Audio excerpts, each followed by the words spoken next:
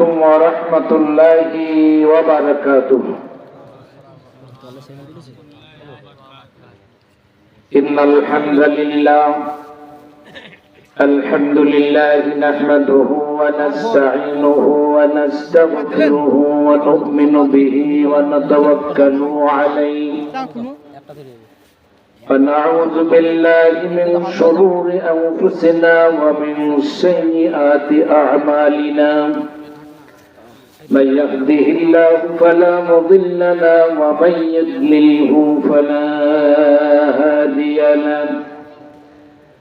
ونشهد أن لا إله إلا الله وحده لا شريك له. ونشهد أن سيدنا وحبيبنا وطبيبنا ومحبوبنا ومرشدنا وأولانا ومولانا محمدا عبده ورسوله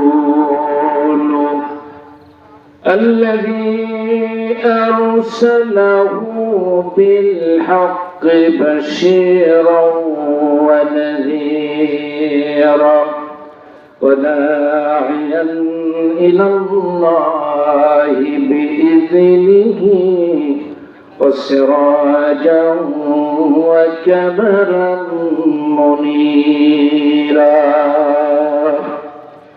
আমার সঙ্গে সমস্যরে পড়ে না আউযু বিল্লাহি মিনাশ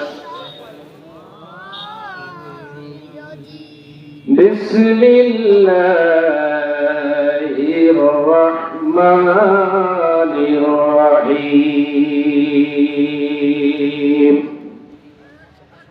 ইন্নাল্লাযীনা আমানু وعملوا الصالحات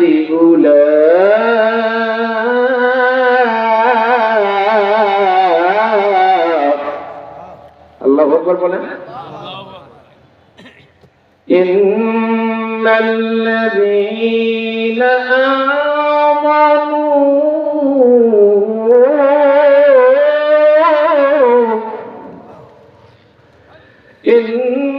الذين آمنوا وعملوا الصالحات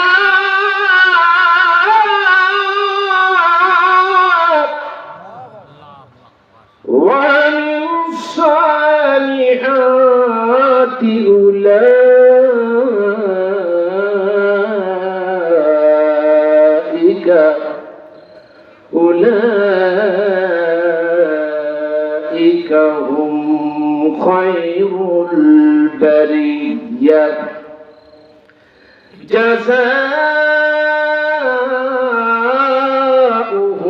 عند ربهم جنات عدن تجري من تحتها الأنهار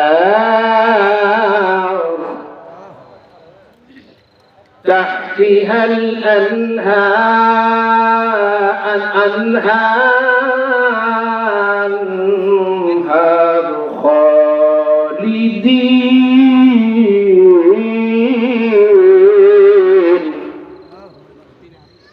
تحتها الأنهار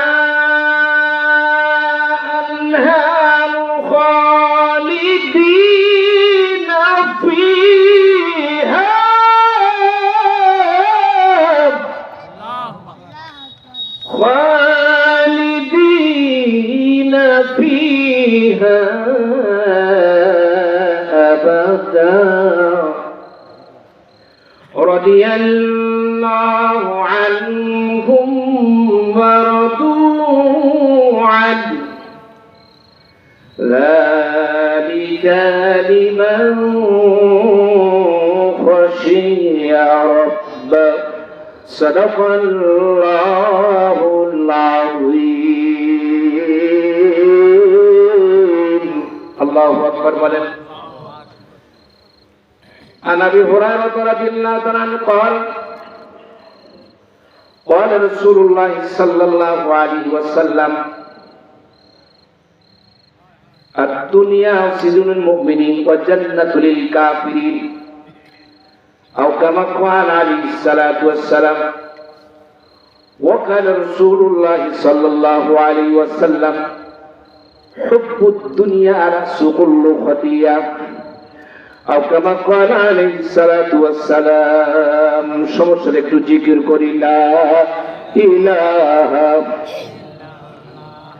জোরে লা ইলাহা জবান খুলে লা ইলাহা লা ইলাহা ইল্লাল্লাহ লা ইলাহা। নদী তরঙ্গে ডাকে হো হো নদী তরঙ্গে ডাকে হো হো ডালে বসে ঘুঘু ঘু আসমানেতে পারে বর্ষে জমিনে আল্লাহু লা ইলাহা লা ইলাহা ইল্লাল্লাহু মুহাম্মাদুর রাসূলুল্লাহ সাল্লাল্লাহু আলাইহি ওয়াসাল্লাম। বালাগাল উলা বিকামালিহি কাশাফাত দুজা বিজামালিহি হাসনাত জামিউ খিসালিহি সাল্লু আলাইহি ওয়া আলিহি। सतीजा से रहा है आजम से ताइमरोज सतीजा से रहा है आजम से ताइमरोज सरागे मुस्तफा भी सरारे नबी मुझे कुछ मिले या न मिले मोहम्मद मुस्तफा मिले ओ मिले जो शैयनी जिससे अल्लाह मिले। बलगल उला बिकमालिही कशफत तुजा बिजमालिही हसनत जमीउ खिसालिही सल्लु अलैहि। সম্মানিত তেলিহারি উত্তরপাড়া জামে মসজিদ প্রাঙ্গণ কর্তৃক আয়োজিত বিরাট ইসলামী জলসার এই জালিসুল ইসলামের সম্মানিত সভাপতি জনাব আলহাজ জিল্লুর রহমান সাহেব এবং সহ সভাপতি জনাব আলহাজ আক্তার হোসেন সাহেব মহোদয়গণ, প্রধান অতিথি জনাব ফরিদ আহমেদ উপজেলার চেয়ারম্যান নিয়ামতপুর নওগাঁ এবং আরো বিশেষ সম্মানিত শ্রদ্ধাভাজন আমার ব্যক্তিবর্গ এবং দুনিয়ার সবচেয়ে বড় শ্রেষ্ঠ সন্তান নায়েবে নবী হযরত উলামায়ে কেরাম ফুজালা ইজাম আমার ছাত্র ভাইরা, আমার প্রাণপ্রিয় যুবক বন্ধুরা, আমার দিনদার পরেজগার মুত্তাকি ভাইরা এবং পর্দার অন্তর আড়ালের সম্মানিতা সাদিকা সাদরী আমার মা তথা বোনেরা, সকলকে আন্তরিক শুভেচ্ছা এবং আন্তরিক মোবারকবাদ জানাচ্ছি। আন্তরিকতার সাথে আবার পুনর্বার সালাম জানাচ্ছি, খয়রে মকদম জানাচ্ছি। আসসালামু আলাইকুম ওয়া রাহমাতুল্লাহি তাআলা ওয়া বারাকাতুহু। আপনারা এখানে এসে উপস্থিত হওয়ার পরে খুশি না বেজার? খুশির আওয়াজ ধীরে হয় না জোরে হয়? জোরে হয়। তো ইনশাআল্লাহ শেষ পর্যন্ত থাকবেন তো? মাহফিলের শেষ পর্যন্ত কারা কারা থাকবেন একটু হাত তোলেন দেখি। আলহামদুলিল্লাহ, ভাইজানদেরকে কবুল করেন। সকলে হাত নামান, সকলে বলে আল্লাহুম্মা আমিন। এই মুমিনদের সম্পর্কে একটা আয়াতে কারিমা তেলাওয়াত করেছি। সবচেয়ে দেখতে খারাপ, চেহারা খারাপ, মানুষ পছন্দ করে না, এরকম একজন জান্নাতি মানুষের কথা বলবো। সুবহানাল্লাহ বলেন। হুজুর আপনি বললেন দেখতে খারাপ, চেহারা খুব খারাপ, কেউ পছন্দ করে না, অথচ সে জান্নাতি মানুষ। দুনিয়াতে থাকা অবস্থায়, দেশে থাকা অবস্থায় তাকে জান্নাতের মহলগুলি তার জন্য সুন্দর করে সুসজ্জিত করে দেওয়া হয়েছে, সেজে দেওয়া হয়েছে। সুবহানাল্লাহ বলেন।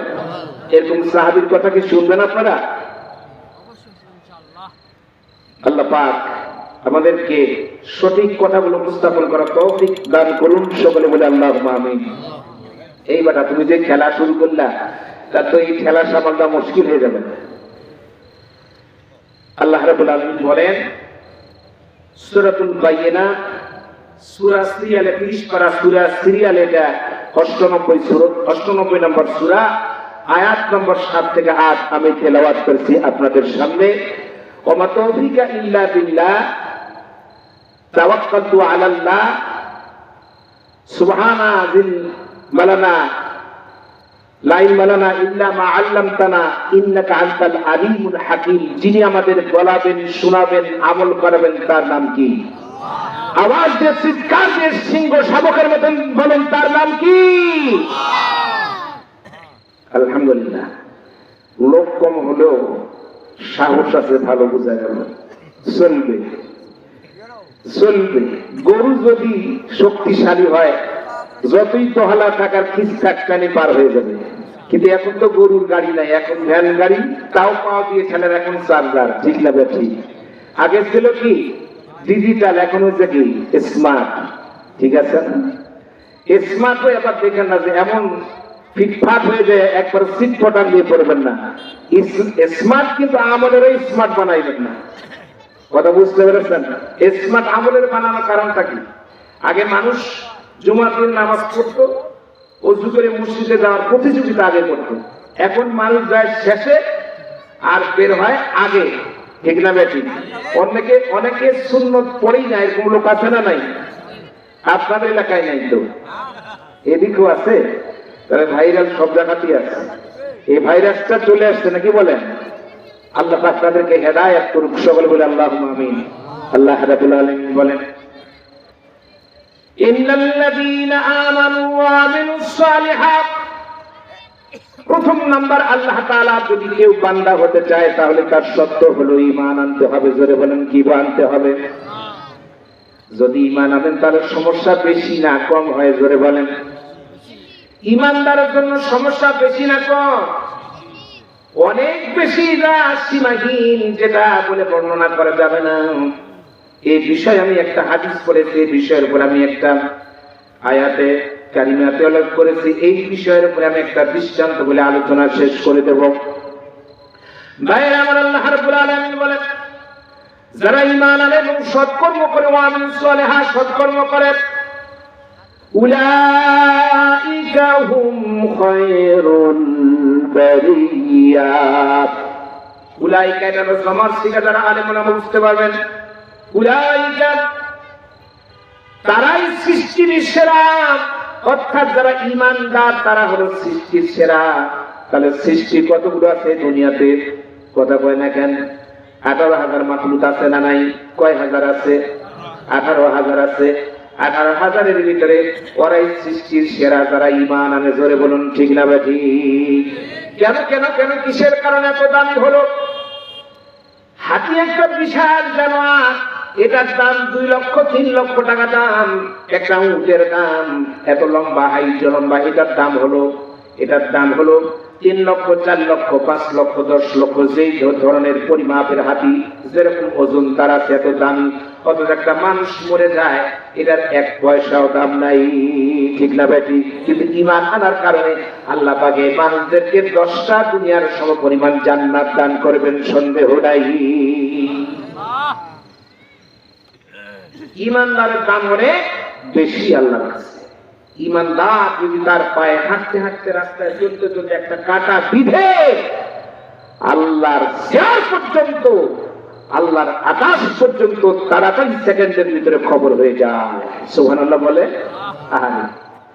একটু ঈমানদারের দাম কত!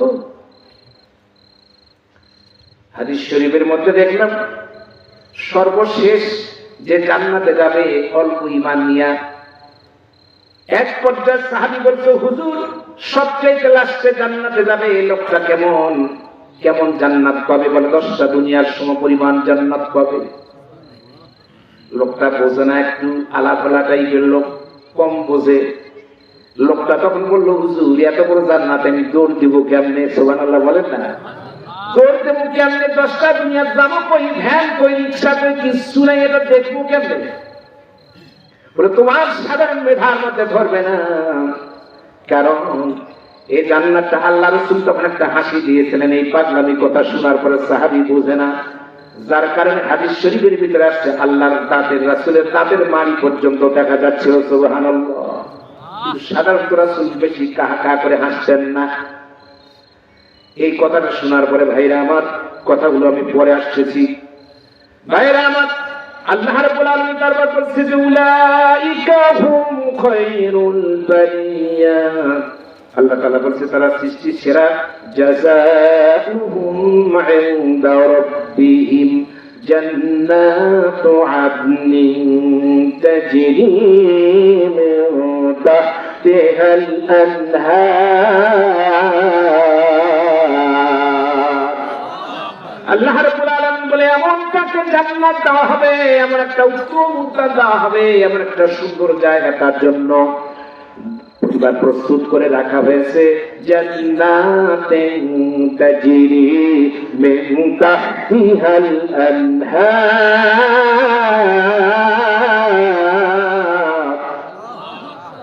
কাহতা মানে হলো নিচে, নিচে ঝর্ণা দ্বারা প্রবাহিত হচ্ছে, এমন সুন্দর জান্নাত দেওয়া হবে। এই জান্নাতটা দেওয়া হবে আনহার খালিদিনা ফিহা, চিরদিনের জন্য দেওয়া হবে, তার কম করা হবে না, বেশি করা হবে না। যা কিছু দেওয়া হবে তার জন্য এইটা নির্দিষ্ট করে দেওয়া হবে। আবাদা মানে একেবারে অসমাপ্ত জীবন তার জন্য আল্লাহ পাক দান করবে। জোরে বলেন সুবহানাল্লাহ। এটা কাদের জন্য? কাদের জন্য? ঈমানদারদের জন্য নাকি ঈমান হারাদের জন্য? তাহলে ঈমানদার হতে গেলে পরীক্ষায় পড়তে হয় কি হয় না? ঈমানদার হতে গেলে কয়েকটা শর্ত আছে। ঈমানদার হতে গেলে মিথ্যা কথা বলা যাবে? কথা কয় না। ঈমানদার হলে বিবাহ যখন করবেন তখন মহরানা শোধ করবেন নাকি রেখে দেবেন? কোনটা? মহরানা দেওয়া কি ফরজ নাকি নাই, এই আলোচনা আমি করবো সামনের দিকে। মহরানা কি দেওয়া ফরজ নাকি নয়? ফরজ। নামাজ পড়া কি? কথা পায় না। নামাজ পড়া কি? ভয় করতেছেন আপনারা? যদি আজকে ফরজ বলে কাল থেকে না পড়ি তাহলে তো খবর আছে, এটা বললেন না। সাক্ষী দেন, আপনি সাক্ষী দিয়ে আজকে রাত্রিতে মারা গেছেন, এখান থেকে মাহফিল শেষ হওয়ার পরে আগামীকালকে প্রস্তুতি গ্রহণ করতে পারেন নাই, ফজরের নামাজে যেতে পারেন নাই, মনের মধ্যে পরিবর্তন ছিল, ইন্নামালু বিন্নিয়াত, খুলসিয়াতের সাথে আপনি নিয়ত করে রাত্রিতে ঘুমিয়ে গেছেন, আপনি মারা গেছেন। এই অবস্থায় নিয়ত করার কারণে আমল করেন নাই, কাজও করেন নাই, নিয়ত করার কারণে আল্লাহ পাক আপনার জন্য আপনার গুনাহগুলি মাফ করে জান্নাতের মেহমান বানাইয়া দিবে। মাজালিসুল ইলমি রাওযাতুম মিন রিয়াজিল জান্নাহ, হযরত আলী থেকে হাদিস কানা বর্ণনা করা হয়েছে, যারা কোরআনের মজলিসে বসা করে যতক্ষণ পর্যন্ত আল্লাহ ইস্তেকামতের সাথে কথাগুলো শুনতে থাকে, আল্লাহ তাআলা রহমতের ফেরেশতা দিতে দিতে তার মাথার চাঁদি পর্যন্ত দিয়ে দেয়। এরপরে যখন মুনাজাত সমাপন করার পরে যখন বাড়ির দিকে ফিরে যায়, আল্লাহ পাক ঘোষণা করে দেয়, বান্দা যখন আমার রহমতের দিকে তাকায়া তাকায়া লা তাকনাতু মির রাহমাতিল্লাহ ইন্নাল্লাহ ইয়াগফিরু যুনুবা জামিআ। এই ফেরেশতারা রে, যতক্ষণ পর্যন্ত আশা করে ওই জায়গায় বসেছিল ততক্ষণ পর্যন্ত রহমতের বৃষ্টি দিয়ে তাদের উপরে ছেড়ে দাও, আর পরিশেষে এই লোকগুলি রহমতের আশা ছেড়ে নাই। এই জন্য তাদের ইন্নাল্লাহ ইয়াগফিরু যুনুবা জামিআ, তাদের অতীতের জীবনে যেগুলো গুনাহ ছিল সব মাফ করে দাও। এখানে বসে পারার পর খুশি না বেজার আপনারা? আহারে, কত নিয়ামত আল্লাহ দান করেছে, আমরা বুঝি না। ভাইরা আমার, আল্লাহ রাব্বুল আলামিন বলেন রাদিয়াল্লাহু আনহুম ওয়া রাদু আন যালিকা লিমান খাশিয়া রাব্বা। ঈমান আনার পরে যারা আমল সালেহ করবে, এদের উপরে রাদিয়াল্লাহু আনহুম, আল্লাহ তাআলা তাদের উপরে খুশি হয়ে যায়। খুশি হয় কে? জোরে বলেন, আর উপরে বলেন কে খুশি হয়? আল্লাহ হয়। ঈমান হারা হয়ে গেলে আল্লাহ কষ্ট পায়, ঈমানদার হয়ে গেলে আল্লাহ খুশি হয়। তাহলে ঈমানদার হতে চাই নাকি আমরা ঈমান হারা হতে চাই? কারা কারা ঈমানদার হতে চাই? মেহেরবানি করে আমরা কি চাই? মেহেরবানি করে হাত উত্তোলন করুন। আল্লাহর ক্যামেরাতে ছবিগুলো ধরা থাকবে। জানি না জিন্দেগির কোনো আমল যদি কবুল না হয়, তিলিহারি মসজিদে বসার পরে আমরা ঈমানদারের খাতায় নাম লেখার জন্য চেষ্টা করেছিলাম। আল্লাহ পাক ঈমানদারের খাতায় নাম না লিখে মৃত্যু দান করবে না। সুবহানাল্লাহ বলে। আল্লাহ রাব্বুল আলামিন বলে ওরা তো আনহু, আল্লাহ তার প্রতি সন্তুষ্ট, এরা তার জন্য যে পালন কর্তার এই জন্য করে, যালিকা লিমান খাশিয়া রাব্বাহ, তারা এই কারণে যে আল্লাহকে তারা ভয় করে। কাকে ভয় করে? আল্লাহকে যদি কেউ ভয় করে তাহলে আমাদের রোজা ছেড়ে দেওয়া যাবে না। সামনে রোজা আসতে রোজা ছাড়া যাবে? রোজা ছাড়া যাবে? আল্লাহকে যারা ভয় করে তারা মহারণা বিবাহ করার পর দিতে দেরি করে না। তারপর আল্লাহকে যারা ভয় করে আযান দেওয়ার পরে মসজিদে আসা বন্ধ করে না। যারা আল্লাহকে ভয় করে, ইত্তাকুল্লাহ, যারা আল্লাহকে ভয় করে তারা রাত 12টা 1টার পরে ওই যুবক মোবাইলে টিপটাপ করে না। আর যারা করে ভয় নাই সে মোবাইলে টিপটায় ধরে বলেন ঠিক না ঠিক? কোথায় রাত করে 1টা, কোথায় 2টা, কোথায় 3টা। আগে SMS, ফ্রি SMS এ কথা বলতে, এখন SMS লাগে না। এখন নেটওয়ার্কে পার করে কোটা রাত ফজর পর্যন্ত শুরু কি করছে? SMS দিতে দিতে শেষ পর্যন্ত পুরুষরা অনেক সময়, মহিলা হয় কি হয় না, অ্যাক্টিভ হয়, মহিলার করে এইভাবে অভিনয় করে কি করে না। অনেক তার কাছে বার্তা আসে, বার্তার আবার জবাব দিয়ে দেয়। ফালতু কাজ যারা করে, ইন্নাল মুবাসসিরিনা কানা ইয়াখানি শয়তান, রাত থেকে এইটা যারা করলো এরা শয়তানের ভাই। এরা কি? ঈমান আল্লাহ করে মোবাইল টিপা প্রয়োজন ছাড়া, কথা কয় না, প্রয়োজন ছাড়া। মোবাইল তো আমাদের পকেটেও আছে। প্রয়োজন ছাড়া মোবাইল আপনার জন্য কবরে নাজাত দেওয়ার জন্য সাক্ষী হবে। প্রয়োজন ছাড়া ফালতু কিছু কাজ করলে মোবাইল জাহান্নামে যাওয়ার জন্য টিকিট হয়ে যাবে। সারবেন না ধরবেন, বিবেক আপনাদের কাছে, যা করবেন আপনারা করে নেবেন। আমার দোষ দিতে হবে না। ভাইরা আমার বার শোন, মোবাইলে খাইছে আমার, মোবাইলে খাইছে আজকালকার ছেলে মেয়েরা প্রেমে পড়েছে, মোবাইলে খাইছে আমার, মোবাইলে খাইছে। লেখাপড়া ভালো লাগে না, বই খাতা ধরে না, প্রেমিকার প্রেমিকার কথা চলে রে। ঠিক আছে ঠিক? সকাল ভালো লাগে না, ঘুম ধরে না, সখীর ভালো লাগে না, ঘুম ধরে না, SMS কেন আমি পাইলাম না, মোবাইলে খাইছে আমার, মোবাইলে খাইছে। ঠিক না ঠিক? ছোট নাই, বড় নাই, মেজো নাই, বেজো নাই, বুড়ো নাই, সবাই শুধু মোবাইলের পাগল হয়েছে। বউও লাগে না, বউ ভালোবাসে না, মোবাইল এমন প্রেমিক হয়ে গেছে বউ অনেক সময় দরকার হয় না। আপনারা মাইন্ড করতেছেন আমার কথা? শুনি, সবচেয়ে বড় বউ এখন মোবাইলে, সবকিছু বাক্সের ভিতরে পাওয়া যায়। 2 আঙ্গুলের টিপ দিলে সব শেষ হয়ে যায় হুজুর, যার জন্য বউ আর ভালো লাগে না। নাউজুবিল্লাহ বলেন। ভাইরা আমার, ঈমান আনতে গেলে কতগুলো কাজ করা যাবে না, সেই সম্পর্কে আমি হাদিস শরীফের মধ্যে বলছি, যারা ঈমানদার তাদের জন্য হলে দুনিয়া জেলখানা। কি খানা? কত বেলা কি খানা? জেলখানা। এটা করা হবে না, ওটা করা হবে না, এটা করা হবে না। নির্দেশ কার?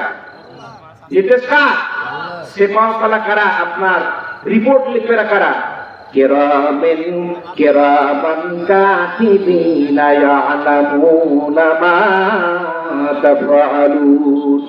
2 কান্দে 2 মোহরি লিখতে আছে ডায়েরি, 2 কান্দে 2 মোহরি লিখতে আছে ডায়েরি। সেজে বিচারের দিনে তিনি, সেজে বিচারের দিনে তিনি হবে আমার জামিনদার। আমি পাপী, তিনি জামিনদার। দিনদার, আমি পাপী তিনি জামিনদার। ঠিক না ঠিক? আল্লাহর নবী বলেছেন যাদের সম্পর্কে যে অবস্থায় আমি দেখবো সেই সম্পর্কে কিয়ামতের আদালতে কিবরিয়ায় সাক্ষী দেবো। যদি ভুল হয় তাহলে ভুলের ব্যাপারে তাদের বলবো, যদি ভালো হয় তাদের ব্যাপারে ছাড়াই করবো, একটু কম বেশি করবো না। ঠিক না ঠিক? নবীর উম্মত যদি কেউ হতে চায় হারাম কাজ ছেড়ে দিতে হবে কিনা বলেন? রোজা ছাড়া যাবে না, নামাজ ছাড়া যাবে না, যেগুলো ফরজের বিষয় একটাও ছাড়া যাবে না। হাদিস শরীফের মধ্যে লেখে একটা ফরজকে কেউ যদি অবহেলা করে ছেড়ে দেয় তাহলে কমপক্ষে ৭,০০০ বছর জাহান্নামে জ্বলতে হবে। কয় হাজার বছর? ৭,০০০ বছর। একটা ফরজকে কেউ যদি ছেড়ে দেয়, একটা ফরজ মানে হলো ৭,০০০ বছর, মানে হলো দুনিয়ার ১,০০০ বছর একদিন হলো। এখন একটু এখন গুণ করে ৭,০০০ কত লাগে? ছাড়বেন না ধরবেন? কথা কয় না, ছাড়বেন না ধরবেন? যখন মাহফিলে আসে তখন গরম হয়ে যায়, আর যখন দুনিয়ার তামস্যন জীবনে যখন প্রবেশ করি তখন নরম হয়ে যায়। তার মানে এটা করি। মাহফিলে আসার পরে কাল থেকেই করবো, যাহা সামিয়ানা পা সব শেষ। ঠিক না বেঠি?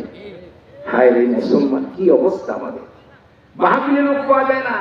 আজকে শিল্পী গোষ্ঠী যদি আসে, গানের নায়ক নায়ক আসে, পাগল হয়ে যায় মানুষ।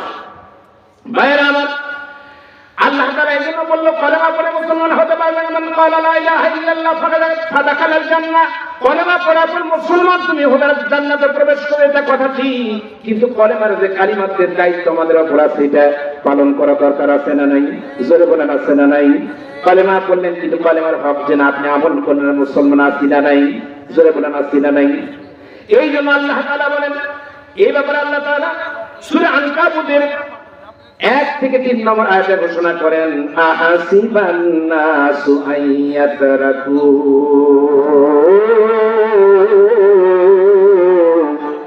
আল্লাহু আকবার বলেন। আরে আল্লাহু আকবার কেউ যদি বলে আর কোরআন শরীফ যদি আমল করা হয়, বুঝেন না আপনারা? কেউ যদি কোরআনের দিকে আকৃষ্ট হয় বলে আল্লাহু আকবার, বেমারে হিসাববিহীন সওয়াব দেওয়া হবে তাকে। সুবহানাল্লাহ বলেন না? কি ব্যাপার, গরম হন না কেন আপনারা? যেখানে গরম হওয়ার দরকার নেই সেখানে হয়, যেখানে দরকার সেখানে হয় না, যেখানে রাখা দরকার সেখানে রাখে না, যেখানে রাখা দরকার নেই সেখানে রাখে। কথা কি বুঝছেন আমার? কথা কয় না। বুক পকেটে মোবাইল রাখে অন্তরে এখানে, কিন্তু বুক পকেটের ক্ষেত্রে সমাধান হয় না। দাড়ি ওপরে রাখে না, ক্লিন সেট করে প্রতিদিন, কিন্তু যেখানে রাখার দরকার নেই সেখানে একেবারে মনোবিভাগ হয়ে গেছে। মাইন্ড খুলে আমার কথা শুনে। আরে ওটা গুনাহ হয়, ওটা সুন্নাত। ১৩ ফরজ দিয়ে নামাজ পড়বেন, আপনার মারাত্মক ফরজ কাপড়ের ভিতরে নষ্ট হয়ে গেছে, জানেন? নামাজ বললেই হলো আল্লাহু আকবার, কপালে দাঁত হয়ে যায়। কোন পাগলে বলছে এটা? গোটা শরীর পাক মানে হলো আপনার গোটা শরীরে সুন্নাত ফরজের উপর আপনার খেয়াল রাখতে হবে। পুরুষের ফরজ করে হুজুর জানি, বলে প্রেমসকে বলে হুজুর জানি। তারপরে বিশ্ব সুন্দরীর মধ্যে কে 2024 সালে মানে স্মার্ট হয়েছে, কে রানার্স আপ করেছে, কে চ্যাম্পিয়ন হয়েছে, এটা বলতে পারবেন, কিন্তু কয়েকদিন পর কাপড়ের নিচে পশম সাফ করতে পেরে জানে না। ঠিক না ঠিক? তার মানে ওই চরিত্রের উপরে এখনো উঠতে, কথা বলেন না কেন, উঠতে, তারপরে তো নামাজ পড়তে হবে। কি আজা তাজা খামখেয়ালি এক ধরনের আমরা মুসলমান হয়ে বসে আছি। এবার আসুন ভাইরা আমার, আহাসিবান নাসু আইয়াতরাকু আইয়াকুলু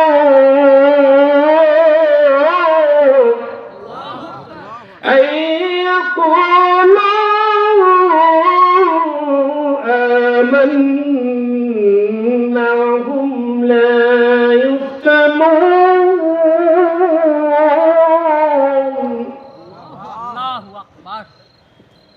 আল্লাহ রাব্বুল আলামিন বলেন, মানুষ কি মনে করে যে আমরা ঈমান আনছি বলে বেঁচে যাব?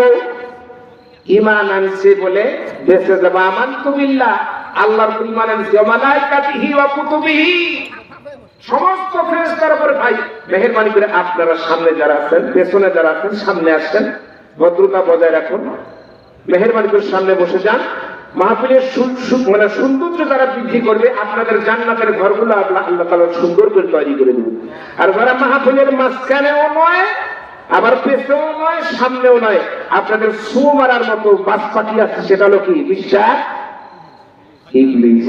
ও যা এটা শুনিস না, এটা ওয়াজ মেলা জানিস, একটা চাঙ্গা ওয়াজ আছে ইন্টারনেটে, এটা শুনে কি করবো? যা বিড়ি খা, যা মোরা জন্মের খাওয়া খা। আগে দেখছে বিড়ি খাওয়া স্বাস্থ্যের পক্ষে ক্ষতিকর, পরে দেখছে যে বিড়ি খাওয়া ক্যান্সার হওয়ার সম্ভাবনা, তারপরে বলছে ফুসফুসি ক্যান্সার হবে, তারপরে বলছে নবজাতের শ্বাস প্রশ্বাসে কষ্ট হবে। আমি রংপুরে ওয়াজ করতে গিয়ে দেখলাম যে বিড়ি খা যত পরে তত খা, তাড়াতাড়ি কবরে যা। রাগ করে লিখছে, শুনে না তাই কি করবা? মানুষ শুনে না, কি করবে এটা কি? হ্যাঁ, এই জন্য আমাদের পরিবর্তন হতে হবে, ঈমান আনতে হবে। কার উপরে? জোরে বলেন, কার উপরে? পরীক্ষা নিরীক্ষা আল্লাহ পাক করবে। পরীক্ষা ওয়ালা কাদ ফাতান্নাল্লাযীনা মিন ক্বাবলিহিম ফা'লামান্নাল্লাহুল্লাযীনা সাদাকু। আল্লাহ রাব্বুল আলামিন এই ব্যাপারে বলেন, আল্লাহ অবশ্যই প্রকাশ করে দিবেন কারা সত্যবাদী এবং কারা মিথ্যাবাদী। কে প্রকাশ করে দেবে এটা? জোরে বলেন, কে করে দেবে? এই জন্য আল্লাহ রাব্বুল আলামিন ওয়ামা লাকুম মিনহুম ইল্লা আন ইউমিনু বিল্লাহিল আজিজিল হামিদ ওয়ামা নাকামু মিনহুম ইল্লা আন ইউমিনু বিল্লাহিল আজিজিল হামিদ। ঈমানদার লোকের উপরে নির্যাতন হবে, যারা ঈমান আনবে তাদের উপরে নির্যাতন হবে। তাই অনেকে বলে হুজুর যারা আপনারা জেলখানা কেন? কথা কি বুঝতে পারছেন না? পারেন নাই আপনারা? এত যদি আল্লাহকে ডাকে, এত যদি না যে নবী জেলখানা কেন গেল, তাহলে মনে হয় ব্যাপারটা খারাপ। না না, আমার মেধার মধ্যে চিন্তা করতে হবে, আমি বুঝতে পারছি না তাই এই কথাটা বলছি। আরে জেলখানা তো আমার আপনার মতো নয়, লোক নয় যাকে দুনিয়ার শ্রেষ্ঠ চরিত্রের অধিকারী যাকে দেওয়া হয়েছে বিশ্বনবী জনাব মুহাম্মদ মুস্তাফা সাল্লাল্লাহু আলাইহি ওয়াসাল্লাম পর্যন্ত আবু কুবাইসের মধ্যে 3.5 বছর জেল তিনি খেটেছে।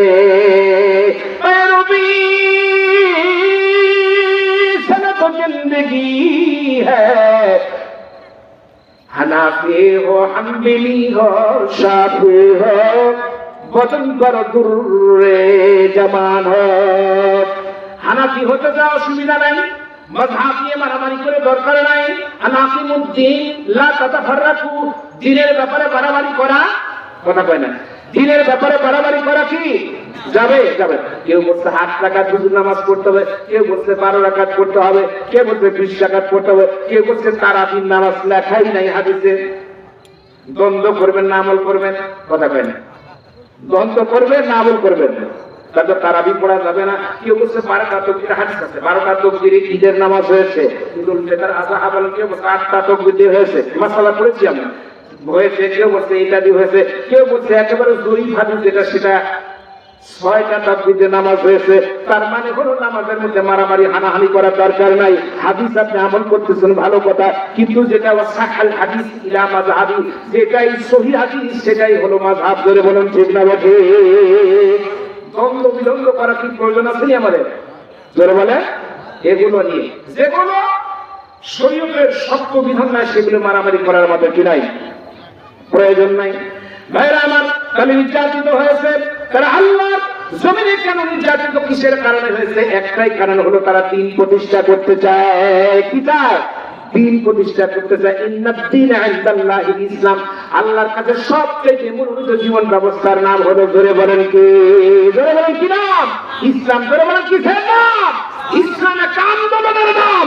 ইসলাম রোজা থাকা, নামাজ পড়া, আর জানাজা করা, আর 40 খাওয়া, এটার নাম ইসলাম নয়।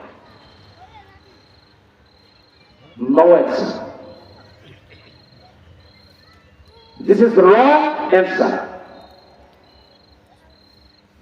এটার নাম কোনদিন সঠিক অ্যান্সার, সঠিক উত্তর নয়।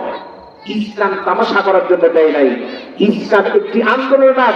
তা'মুরুনা বিল মারুফ ওয়া নাহয়ুনা আনিল মুনকার, খারাপ কাজ থেকে মানুষকে নিজেরা বিরত থাকতে হবে এবং মানুষকে বলতে হবে ভালো কাজের আদেশ দিতে হবে, নিজেরা করতে হবে। এটা হলো প্রত্যেকটা মুসলমানের দায়িত্ব। জোরে বলেন ঠিক না বেঠিক? এবার আসেন তাহলে করেন ভাইয়েরা আমার, এবার আমরা আসি দুনিয়ার জীবনকে যারা প্রাধান্য দেয় তাদের ব্যাপারে আল্লাহ তাআলা বলেন ওয়াসারাল হায়াতাদ দুনিয়া ফাইন্নাল জাহিমা হিয়াল মাওয়া وأما من خاف مقام ربه ونهى النفس عن الهوى فإن الجنة هي المأوى আল্লাহ রাব্বুল আলামিন বলেন সূরা নাজিয়াতের ভিতরে আল্লাহ রাব্বুল আলামিন বলেন যারা পৃথিবীর জীবনকে অগ্রাধিকার দিয়েছেন, যারা সামনে এনেছেন তাদের ব্যাপার হলো তার ঠিকানা হবে জাহান্নাম। জোরে বলেন কি হবে? হুব্বুদ দুনিয়া রাসুকুল্লু খাতিয়ানে হাদিস থেকে বলেছি যারাই দুনিয়াকে বেশি ভালোবাসে তাদের ঠিকানা জাহান্নাম। জোরে বলেন কোনটা? কথা কয় না কেন? কোনটা তাদের ঠিকানা? জাহান্নাম কি ভালো জায়গা নাকি? আপনারা কথা বল না কেন? জাহান্নাম মনে হয় ভালোই জায়গা হবে। জাহান্নাম যদি ভালো জায়গা হয় তাহলে জাহান্নাম থেকে বাঁচার জন্য আমাদের দুনিয়ার মহব্বত অন্তর থেকে আলাদা করে দিতে হবে, তাহলেই তো জান্নাতের মেহমান হওয়া সম্ভব হতে পারে। ঠিক না ঠিক? ভাইরা আমার, এবার আল্লাহ তাআলা বলছেন ফাইনাল জান্নাতা হিয়াল মাওয়া। আল্লাহ রাব্বুল আলামিন বলছেন আর যারা দণ্ডায়মান অবস্থায় বসে এই অবস্থায় আল্লাহকে যারা স্মরণ করে সর্বক্ষেত্রে ইন্না আকরামাকুম ইনদাল্লাহি আতকাকুম, প্রত্যেকটা ব্যাপারে আল্লাহকে যারা আল্লাহর উপরে ভরসা করে আল্লাহ পাক তাদের জন্য জান্নাতের বাজেট করেছেন। জোরে বলুন সুবহানাল্লাহ। তাহলে জান্নাত আর জাহান্নামের পথ দুইটা। যারা দুনিয়ার মহব্বত আলাদা করতে পারে না তাদের ঠিকানা হলো জাহান্নাম। দুনিয়াতে 5 বিঘা জমি কিনছে, আমিও ক্রয় করবো। দুনিয়ার সাথে রাস্তা করতেছি, দুনিয়া দামি মোবাইল 20,000 কিনছে, আমিও 50,000 টাকার মোবাইল কেনার পর টিপি করবো। ওই যদি রাত 1টা পর্যন্ত টিপি, আমি ফজর পর্যন্ত টিপবো, এরকম কি নিয়ত আছে নাকি? তারা এটা করবে, দুনিয়ার সাথে প্রতিযোগিতা করবে, তারা জাহান্নামে যাবে। আজকের আয়াত থেকে স্পষ্ট বোঝা গেল তারা কোথায় যাবে। কথা কয় না কোথায় যাবে? কেউ সুদ খায়া কিছু ছিল না, 5 বিঘা জমির মালিক ছিল, 1 কাঠা জমি ছিল না, শেষ পর্যন্ত সুদ খাইতে খাইতে ঘুষ খাইতে খাইতে এমন অবস্থা হয়ে গেছে, একেবারে বিশাল একটা কিছু হয়ে গেছে। এরকম যারা মনে করবে তারা দুনিয়ার সাথে নাসাব করার পর জাহান্নামে যাবে। আর যারা নাকি বলবে রমজান মাস আসবে, দাঁড়িয়ে দাঁড়িয়ে নামাজ আদায় করবে, দিনের বেলা রোজা রাখবে, আল্লাহ পাক 2টা পুরস্কার নিজে হাতে দেয়। বলে বলেন কয়টা পুরস্কার?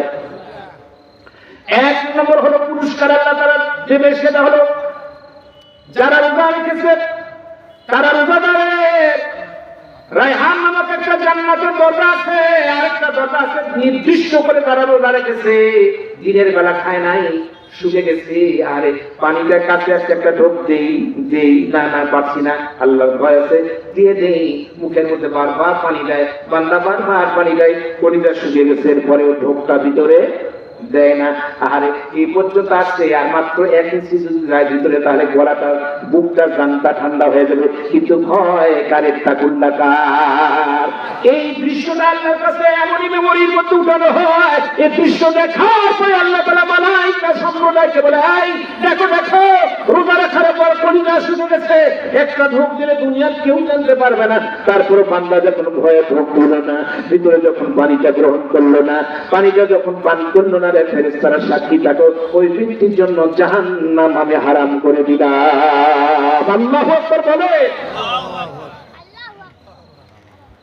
আহা, ইত্তাকুল্লাহ কাকে বলে? ভাইরা আমার, এবার বলতেছিলাম আল্লাহ রাব্বুল আলামিন বলেন, এবার বলেছেন এই জন্য আল্লাহ তাআলার হুকুম তামিল করা আমাদের দরকার আছে না? জোরে বলেন। ফরজিয়াত কি ছেড়ে দেওয়ার পর করবেন নাকি ফরজ ধরার পর করবেন? এই জন্য মেহেরবানি করে আল্লাহর হুকুম মানা দরকার আছে না নাই? আর একটু জোরে বলেন, আছে না নাই?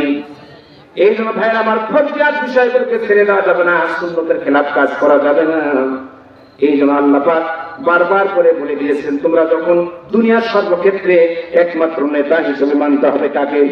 কথা পায় না, ওমা আরসালনাকা ইল্লা রাহমাতাল লিল আলামিন। আল্লাহ ইচ্ছা করলে বলতে পারতেন ওমা আরসালনাকা ইল্লা রাহমাতাল লিল মুসলিমিন, বলতে পারতেন কিনা মুসলমানের এটা নবী। শুধুমাত্র মুসলমানের নবী নয়, ইহুদি খ্রিস্টানের নবী নয়, সব দুনিয়ার মানুষের ব্যাপারে সব যুগান্ত করে আল্লাহর রাসূলের একটা বক্তব্য ছিলেন, ইয়া আইয়ুহান নাস কুলু লা ইলাহা ইল্লাল্লাহ তুফলিহুন। আল্লাহু আকবার। বলো তোমরা ইয়া আইয়ুহান নাস, মানব গোষ্ঠী সকলে বলো কুলু বলো লা ইলাহা ইল্লাল্লাহ ছাড়া কোনো কি নাই, ইলাহা নাই। তাহলে আল্লাহর ব্যাপারে ভয় থাকা দরকার আছে না নাই? যারা বিয়ে করছেন তাদের ভয় নাই, যারা বিয়ে করেনি তাদের ভয় আছে নাকি? নাকি যারা বিয়ে করছে তাদের ভয় আছে, যারা ইয়ং জেনারেশন তাদের ভয় আছে, যারা ইয়ং জেনারেশন নয় তাদেরও ভয় আছে না নাই? যারা মুরব্বী তাদের ভয় আছে, যারা মুরব্বী তাদের ব্যাপারে হাদিস শরীফের মধ্যে বর্ণনা করেন, হারে দাড়ি পাকা লোক যখন হাদিস শরীফের মধ্যে আছে, দাড়ি পাকা লোক যখন তাহাজ্জুদের নামাজে উঠে যায়, শেষ রাত্রিতে যখন সিজদা করে আল্লাহর কাছে কান্দে, আল্লাহ اغفر لكم ذنوبكم الله غفور رحيم।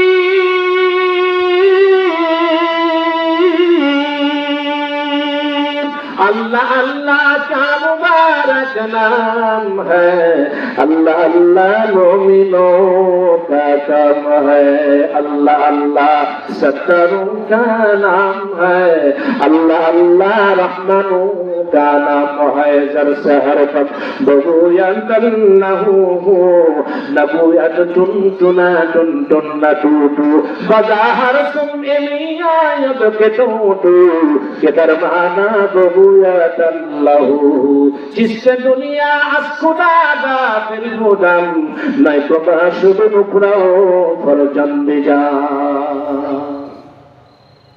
भाईरा মুরব্বীরা যখন হাত উঠায়, আল্লাহ নবী বলেছেন, হযরত ওমর দৌড়ে আসলেন, আসার পর বললেন, হুজুর আপনি হাদিসের ব্যাপারে বলেছেন মুরব্বী লোকেরা যখন দাড়ি পাকা লোকেরা যখন গভীর রাত্রিতে শেষ রাত্রে হাত উঠায়, আল্লাহ তখন ফেরেশতাদের বলে, দেখো দৃশ্যটা, ওই মুরব্বী লোকটা আরাম করা দরকার ছিল, আরাম করে হারাম করে দিয়েছে। বিগত জীবনের অতীত জীবনের ভুল সে যা করেছে সে আল্লাহর কাছে ক্ষমা প্রার্থী হয়ে দাঁড়িয়ে গেছে। এখন কি করা যায়? ফেরেশতাদেরকে আল্লাহ তাআলা বলবেন। আল্লাহ রাব্বুল আলামিন শেষ পর্যন্ত বলল, ঠিক আছে ওই মুরব্বিকে বৃদ্ধাকে মাফ করে দাও, ক্ষমা করে দাও। এই কথা শোনার পর আল্লাহর নবীর চোখ থেকে পানি পড়ে পড়ে গাল বেয়ে টপ টপ করে মুক্তার দানার মতো পড়তেছে, জমিন স্পর্শ করতেছে। এক পর্যায়ে ওমর আসার পরে বলল, হুজুর কি বিষয় আপনি এত চিন্তিত? বলে, মুরব্বীদেরকে আল্লাহ ক্ষমা করে দেবে ঘোষণা করে দিয়েছেন, বলে দিয়েছেন, ওহির মাধ্যমে জিবরাইল এসে আমাকে বলে দিয়েছে। তার তো খুশির সংবাদ, আপনার উম্মতেরা গুনাহগার হয়ে জাহান্নামে যাবে না, কিন্তু কিসের কারণে কাঁদবে? আল্লাহ নবী, ওমর তুমি বুঝতে পারছো না, আমি কাঁদি এই জন্য যেই আল্লাহ তাআলা হাত উঠানোর পরে মুরব্বীদের ক্ষমা করে দেবে, না জানি কোন যদি ভুল হয়ে যায় এই মুরব্বীদেরকে হাত পা বেশি করলে জাহান্নামে পাঠাইতে পারে।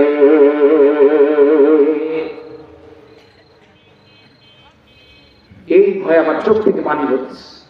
পরে যদি ক্ষমা আল্লাহর কাছে অনুতপ্ত করে অনুতপ্ততার সাথে ক্ষমা চেয়ে নিতে না পারে, ভাইরা আমার, তাহলে সব ক্ষেত্রে আমাদের ফরজিয়াতের ব্যাপারে আমাদের প্রয়োজন আছে না নাই? জোরে বলেন আছে না নাই? আল্লাহ রাব্বুল আলামিন বলেন, ওয়ালা তুমসিকুহুন্না দিরান।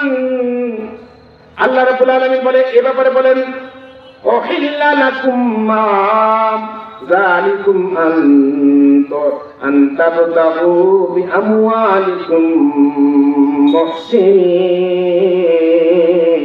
মুহসিনিন। আল্লাহু আকবার বলেন। আল্লাহ রাব্বুল আলামিন এই মুহররম লোকদের ছাড়া অন্য সব নারীদের তোমাদের জন্য হালাল করা হয়েছে, যেন তোমরা নিজেদের ধন সম্পদের বিনিময়ে তাদেরকে হাসিল করতে পারো। যারা ঘরে বউ আছে তারা বউয়ের বাইরে কি যায় না, এরকম লোক আছে না নাই?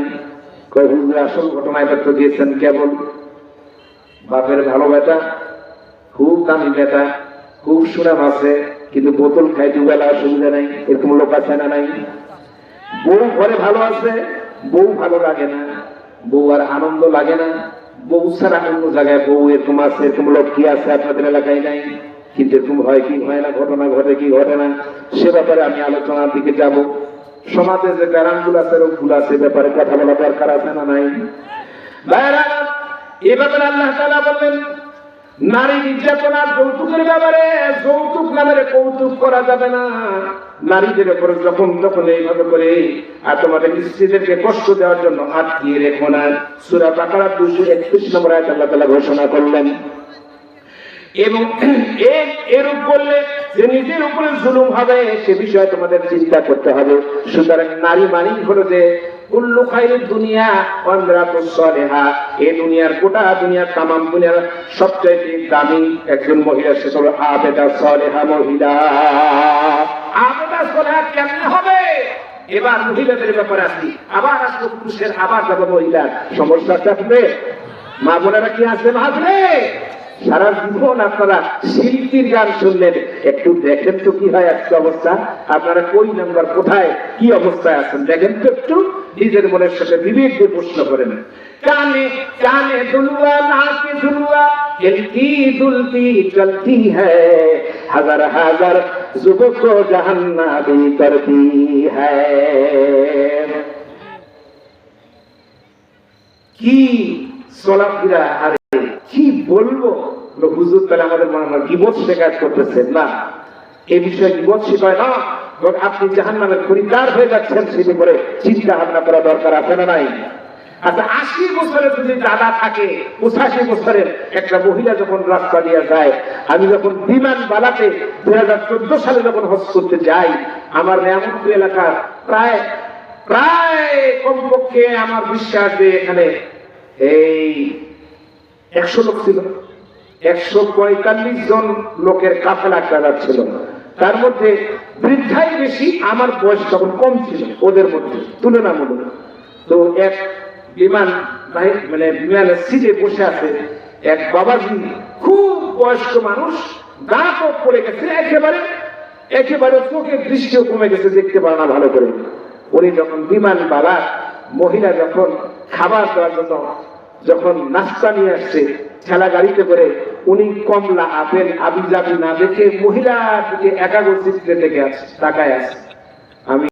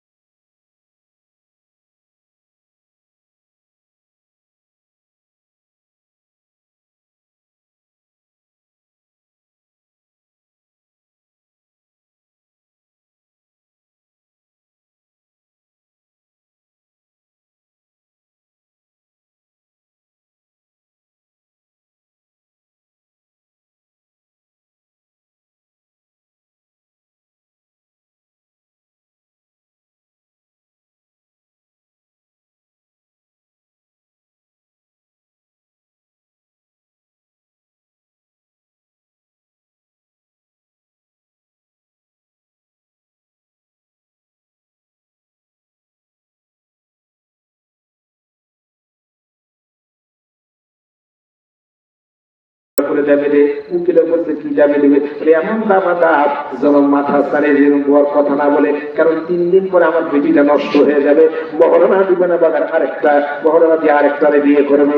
কিন্তু আমার নিয়ত যদি খারাপ হয়ে যায় তাহলে অবস্থা হবে, আর নিয়ত যদি সহি হয়ে যায় তাহলে কম টাকার মহরণা পরিশোধ করলো জিন্দিগি পার হয়ে যায়। ঠিক না ভাই? ঠিক। আগে পুরো গ্রাম 500,000 এরকম হয়তো আছে, কেউ বলছে আমি 100 টাকা, একটা বুড়ি বলছে আমার 100 টাকা কি হয়েছে মহারানা, আচ্ছা ওই রাগ করে যদি 100 টাকা বুড়ি দিয়ে দিই এখন হবে কোন দেখি কি একটা বাংলা। এই জন্য মহারানার সীমাবদ্ধতার মধ্যে আদায় করতে হবে, এটা খরচ।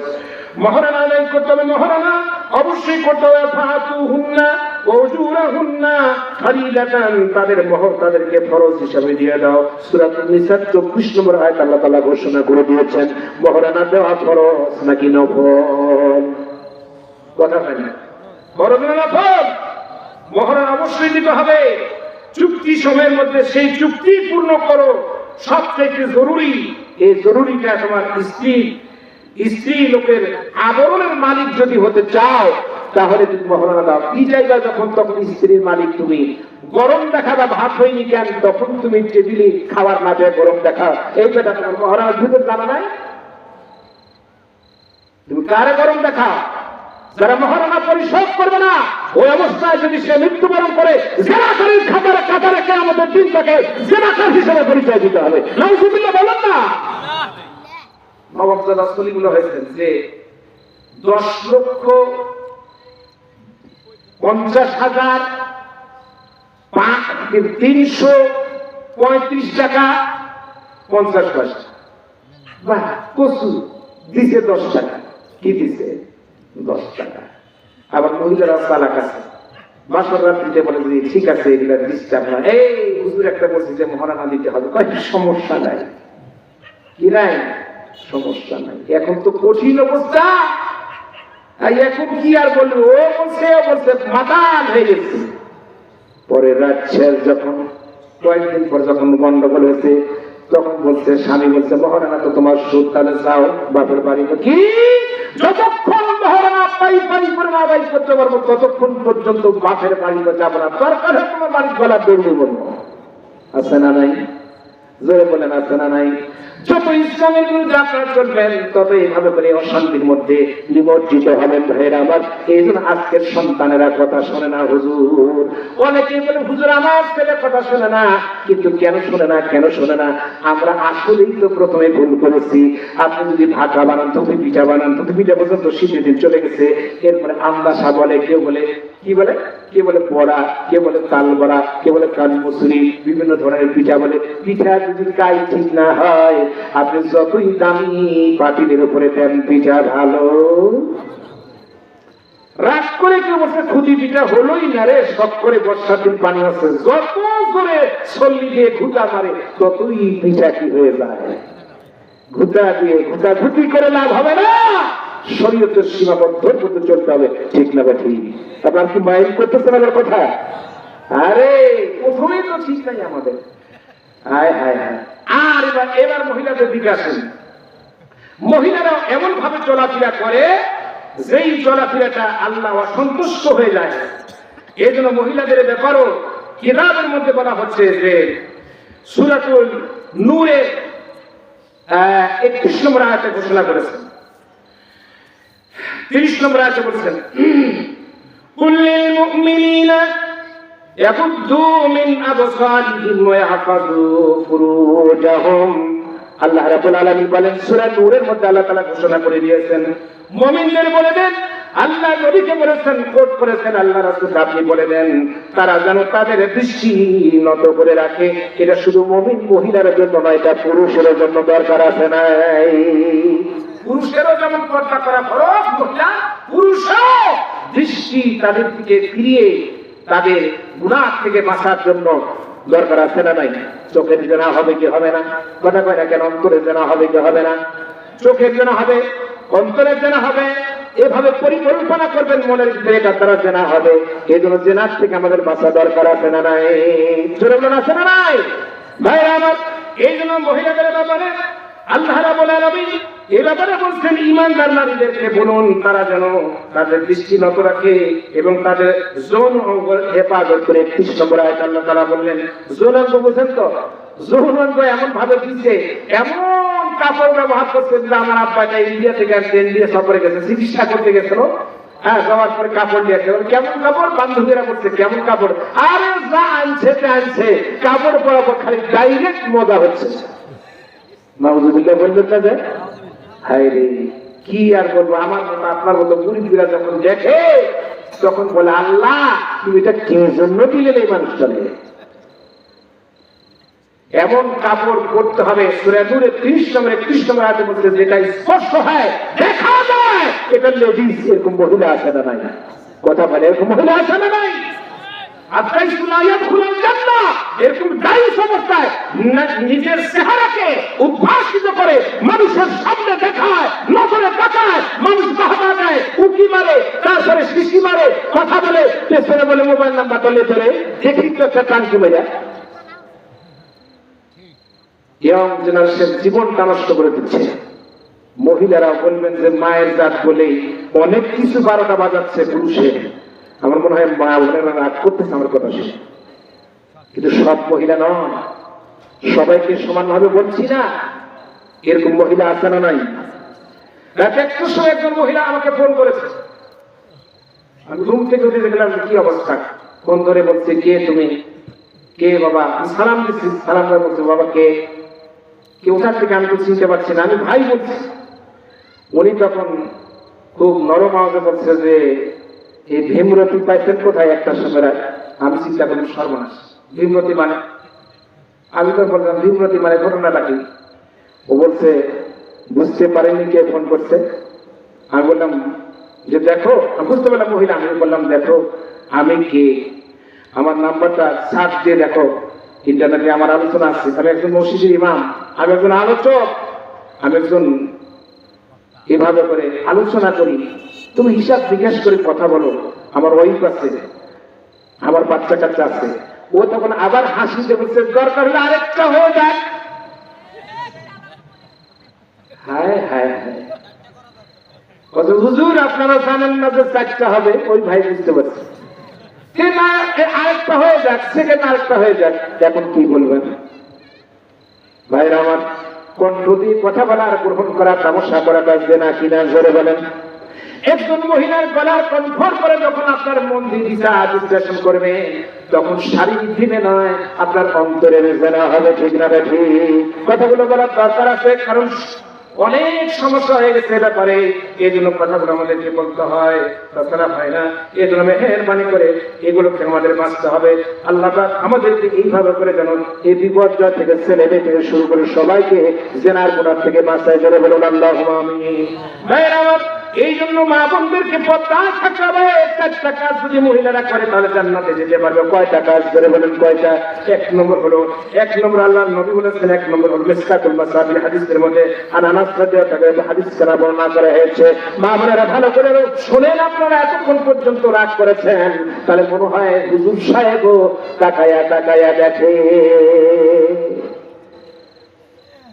আচ্ছা, আমি নিয়ামতপুর স্টেশনে গেলাম, তারপরে নিয়ামতপুরে বাস স্ট্যান্ডে গেলাম, তারপরে আপনার এখানে চলে গেলাম। একটা মহিলা যদি ভাবে আসে, আমি কি চোখ বন্ধ করে হাসতে যাবো না চোখ খুলে যাবো? কোনটা করবো? কন্যা কেন? কথা বল না কেন? আমি আমার জায়গায় যাবো, ওরা যদি সামনে বেরিকেট দেয়, দোষ কি আমার উপর দিলে হবে?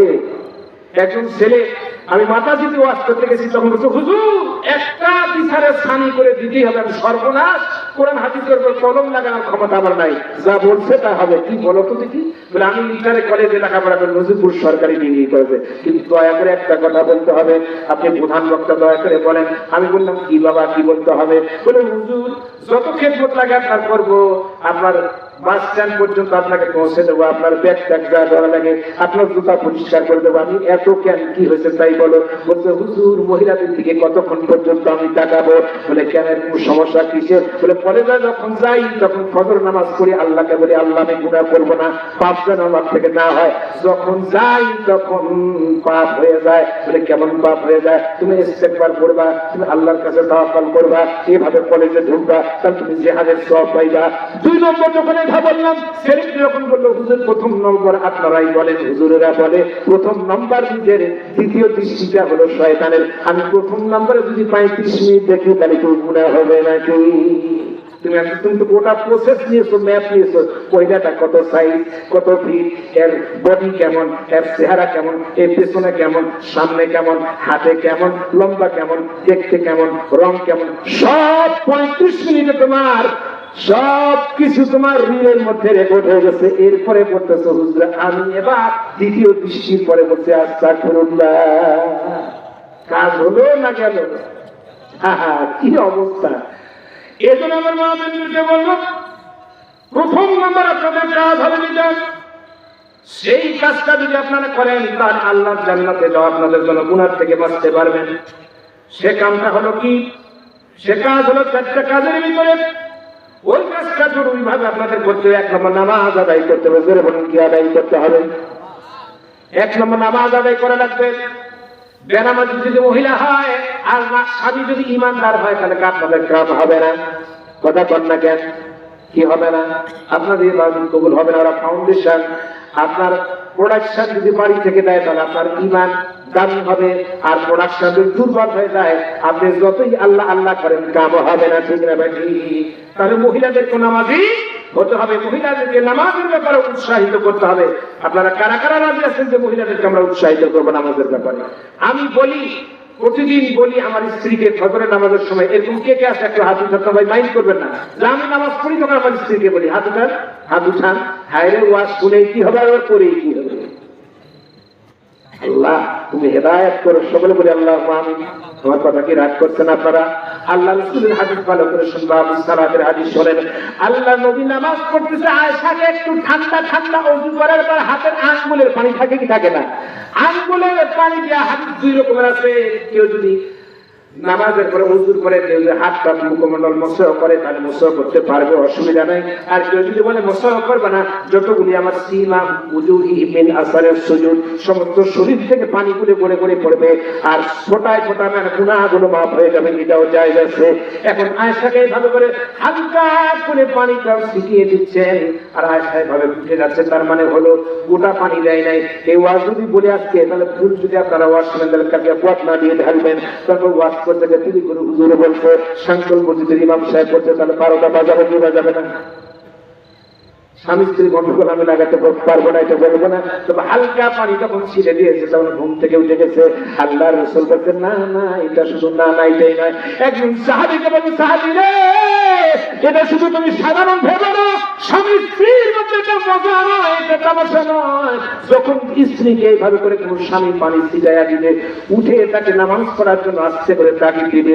জোরে যদি ডাকে তাহলে পার্শ্ববর্তী যারা আছে তাদের কষ্ট হবে। এই জন্য যে স্ত্রীকে যখন এভাবে করবে, এই দৃশ্যটা আল্লাহর কাছে আল্লাহ তাকে ডাক দিয়ে দিয়ে বলবে, আমি নবী, তোমরা জানো না আমার কাছে জিবরাইল থেকে ওহী হয়, আমি যা জানি তোমরা বলতে পারবা না। আল্লাহ তাআলা বলে, দেখো দেখো লোকটা তার স্ত্রীকে ডাক দিতেছে, ও ফেরেশতারা এই ছবিটা তোমরা মেমোরিতে লোড করে রাখো। যতগুলি পানির ফোঁটা পড়েছে স্ত্রী মুখমণ্ডলের উপর, চেহারার উপরে, এই কারণে জাহান্নামের আগুন যখন জ্বলবে তখন এই পানিগুলাকে নির্বাপিতের ব্যবস্থা করা হবে। আস্তে করে বলেন, দরকার হলে কালকে বাড়ি যায় বলেন, অসুবিধা না ভাই, সামনে রোজা আসছে, ধীরে ধীরে কথা বলেন, তার অধিকার স্লো হয়ে যাবে নাকি? জোরে যারা সুবহানাল্লাহ বলবে, আলহামদুলিল্লাহ বলবে, সুবহানাল্লাহ আলহামদুলিল্লাহ যারা বলবে তাদের নাম হবে কিয়ামতের দিন। এই দুনিয়া কয়েকবার বিক্রি করলে যে মূল্য হবে তার চাইতে একবার সুবহানাল্লাহ বলার দাম বেশি হবে।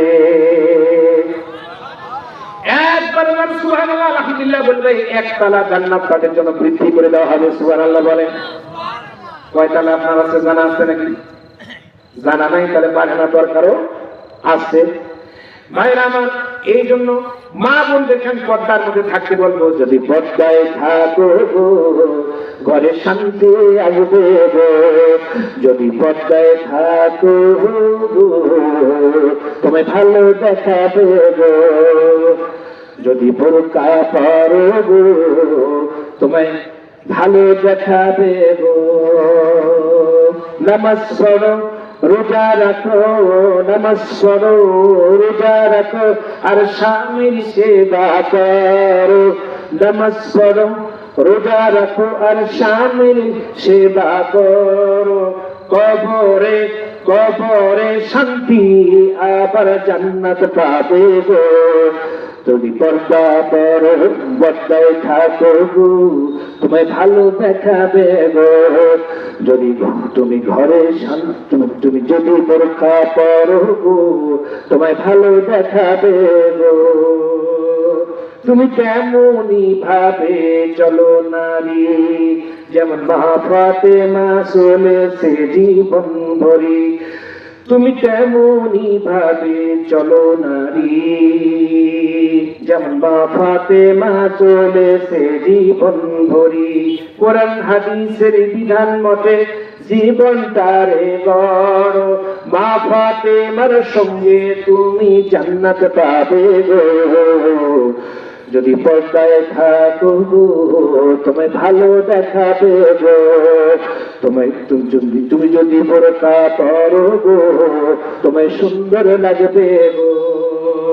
তোমার সুন্দর চেহারাকে দেখায়ও না বেগানাকে, তোমার সুন্দর চেহারাকে তুমি দেখায়ও না বেগানাকে, চোখের জানার গুনাহ হবে জ্বলবে দোজখে, পাপী হয়ে উঠবে তুমি হাসরের মাঠে, যদি পর্দায় থাকো তোমায় ভালো দেখাবে গো, যদি বোরকা পরো গো তোমায় ভালো দেখাবে গো। ছেলেরা এখন বলছে বাবা লেখাপড়া করলাম, গাঁজা খাইতে খাইতে জীবন শেষ, এবার আমি লেখাপড়ায় আমার শেষ, চাকরি হয় না, বাপের কাজ করতে পারে না, চিরা জমিতে চাষ করতে পারে না। হাই রে, আমরা বেকার যুগের যন্ত্রণার শেষ নাই হুজুর, আপনারা বুঝবেন না।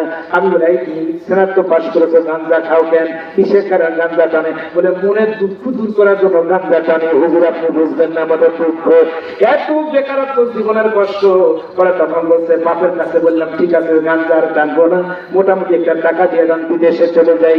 বলে বিদেশে চাকরি করে, বিদেশে দেশের মধ্যে শিক্ষিত মানুষ যদি ঝাড়ু দিয়ে ঝাড়ুর কাজ করি, ক্লিনের কাজ করি, তাহলে মানুষ খারাপ বলবে, তাই আমরা বিদেশে পাসপোর্ট করে পাঠায়া দেন। এই ব্যাপারে বলছে যে Father, my money দাও, I'm going to Abu Dhabi। Bangla English মানে মিক্স করে গান দিচ্ছে। ফাদার আমায়, শিক্ষিত মানুষের গানটা শুধু মানে মডেলিং হওয়া দরকার। বলছে ফাদার আমায় মানি দাও, I am going to Abu Dhabi. ইউসন বলে টাকা দাও পেলে, ইউসন বলে টাকা দাও পেলে, প্লিজ অনলি এটুকু দাবি। ফাদার আমায় মানি দাও, I am going to Abu Dhabi. মানে আবু ধাবি যাবে, বিদেশ গিয়া করবো বিয়া, বিদেশ গিয়া করবো। আমি বড় ইঞ্জিনিয়ার, আমার খুব সুনাম। শ্বশুর যখন শুনবে তখন গল্প করবে যে সুনাম, আমি বড় ইঞ্জিনিয়ার, আমার খুব সুনাম। দেশে আইসা যতটুকু নিয়া করবো বিয়া, আমি চালাবো না বাবু। ও ফাদার আমায় মানি দাও, I am going to Abu Dhabi. বেকার যুবক তোমরা এইভাবে গান করতেছে ভাইয়ের আমার, দুনিয়ার মানুষ ভাইয়ের আমার, যারা যৌতুক নামের কৌতুক তারা করবে, যৌতুক নামের প্রথা যারা চালু করবে সমাজে, এরা ওই সমস্ত মানুষের মতো, ওই সমস্ত লোকের মতো হবে যে জাহান্নামের একটা অগ্নি ফিবুতুনিহিম নারা উদরস্থ করে তাদের পরিচা পর্যন্ত স্পর্শ করবে। জোরে বলুন নাউযুবিল্লাহ।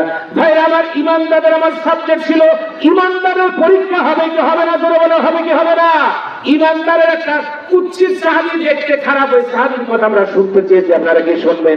এরপরে আমি আলোচনার সমাপ্তির দিকে চলে যাবো ইনশাআল্লাহ। ভাইরা আমার, ভাইরা আমার, আল্লাহ রাসূলের কাছে সাইয়েদনা তখন ঈমান আনে নাই, কালো কুৎসিত দেখতে, একটা কান লম্বা একটা কান খাটো, সাহাবীটার নাম হলো হযরত সাইয়েদনা বিলাল রাদিয়াল্লাহু তাআলা, যার আযান মসজিদে নববী হতো আর আল্লাহ আরশে বসে তার আযান শুনতেন। সুবহানাল্লাহ বলে না? ভাইরা আমার, হযরত সাইয়েদনা বিলাল রাদিয়াল্লাহু তাআলা তিনি যখন উমাইয়া ইবনে খালফের চাকর ছিলেন, গোলাম ছিলেন, হঠাৎ করে উমাইয়া ইবনে খালফ তিনি তখন বললেন আগামী কালকে মেহমান আসবে, রাতের বেলা যাতা ঘুরে ঘুরে তুমি আটা ব্যবস্থা করবা, কালকে মেহমানদারি করার লাগবে। উমাইয়া ইবনে খালফের গোলাম হযরত বিলাল, হযরত বিলাল রাদিয়াল্লাহু তাআলা এইভাবে করে, হযরত বিলাল রাদিয়াল্লাহু তাআলা এইভাবে করে আটা কুড়ার জন্য যখন জাতার মধ্যে ঘুরার জন্য খুশি করার যখন বলে দিলেন ভাইরা আমার, এবারে বিলাল তখন এইভাবে করে, রাত্রিতে প্রচন্ড জ্বর এসে গেছে, জ্বরের কারণে তিনি জাতা ঘুরাতে পারছেন না। হঠাৎ করে 5 কেজি আটা কুটতে গিয়া 2.5 কেজি 3 কেজি যখন হয়েছে, ইঞ্জিনের টাইমে রাত 3টা বেজে গেছে। এই সময় তখন বিলাল জ্বরে যন্ত্রণায় অচেতন হয়ে পড়ে গেছে। সকালবেলা যখন হয়েছে, ঘরের মধ্যে প্রবেশ করার পর আটা যখন আনতে গেছে, তখন থেকে আটাও নাই, বরং আটা কুটা হয় নাই, অসমর্থ হয়ে আছে। বিলাল তখন অচেতন হয়ে পড়ে আছে। ভাইরা আমার, তখন এক পর্যায়ে যখন উমাইয়া ইবনে খালফ তখন বলছে ইয়া গোলাম, এই গোলাম খবর বলছে, ইয়া গোলাম, এই বেটা তুই আটা কেন কুটলি না, জাতার মধ্যে ঘুরালি না, কিসের কারণে বল? বেলাল বলছে হুজুর আমার এমন জ্বর এসে গেছে প্রচন্ড, আপনার কাছে বেয়াদবি হবে জন্য বলতে পারি নাই। আধার তাকে যদি না ঘুরাই তাহলে ভয়, আরেকদিকে মিথ্যা কথা বলি তা ভয়, আপনি বিশ্বাস করবেন কি জানি না। প্রচন্ড জ্বর আসার কারণে শরীর যখন আমার দুর্বল হয়ে গেছে, আমি সেন্সিয়ার হয়ে কখন করে গেছি যাটা হাতে করে নিয়ে বলতে পারি না ভাইয়ের আমার। এরপরে দেখুন হঠাৎ করে উমাইয়া ইবনে খালফ যখন এইভাবে করে, তখন আয়না গোলাম, আয়না তার এভাবে আয়নার গোলাম, এই গোলাম এদিকে আয়, গোলামের বেটা গোলাম তুই কাজ করলি না কেন, কিসের কারণে কাজ করলি না? বেলালকে তখন বেধক তখন কি জানা তখন চটক আঘাত তখন 2 গালের মধ্যে করলো, লাল হয়ে গেল বেলাল। এরপরে বেলাল কান্দে। 2 নম্বর যখন বেলালকে এভাবে মারার পরে ঘর থেকে বের করে দেবে, বেলাল উঠতে পারে না, আরো দুর্বল হয়ে গেছে। বেলালের এক পর্যায়ে যখন মাথার সাবিনে চুল ধরছে, চুল ধরার পরে টেনে হেসড়ে বের করছে। বেলাল বর্ণনা করে হুজুর, ও আল্লাহর নবী, ওই সময় চুলটা যখন মাথার কাছে উমাইয়া ইবনে খালফ, তখন চুলটা ধরে গোটা মাথার চুল আমার ছিঁড়ে গেছে। তখন মনে হলো, যখন চুলটা ছিঁড়ে যায় তখন মনে হলো আমার কলিজা পর্যন্ত বের হয়ে চলে যাচ্ছে। কাঁদতে কাঁদতে যখন আমি হাঁটতে পারি না, দরজা বরাবর যখন গেছে, আল্লাহর বান্দা তখন এমন করে মুখের উপরে লাথি মারলো, আমার মনে হয় কাঁধের হাড্ডিগুলি তখন কাটা হয়ে গেল। আমি অচেতন হয়ে তখন রাস্তার কাছে আমাকে ফেলে দিয়ে আসা হলো।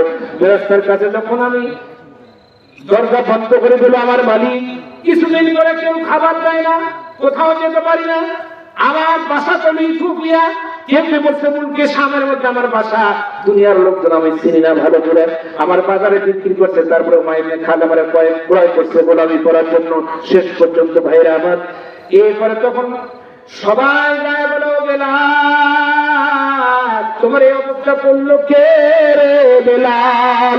বেলাল চোখের মানুষ করে বলে, আমার মালিক করছে,